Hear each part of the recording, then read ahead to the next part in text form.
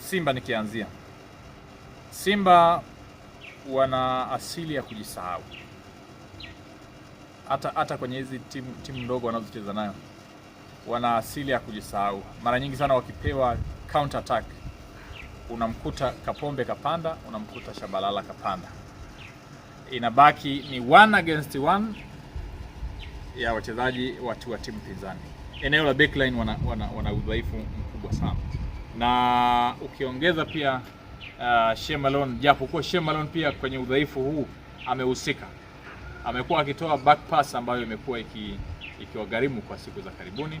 Lakini hata ile dabi iliyopita kulitokea kwenye eneo la nyuma kujifunga kwa kijili. Kwa hiyo hilo ni udhaifu ambayo upo kwa upande wa klabu ya Simba, hasa kwenye backline. Lakini pia umri wa Kapombe na umri wa Shabalala, speed yao ukiwachosha sana wanashindwa kurudi.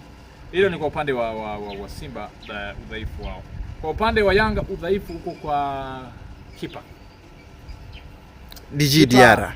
Wa Yanga Diarra amekuwa na udhaifu hasa kwenye mipira ya mbali au kwenye posti, amekuwa haendi.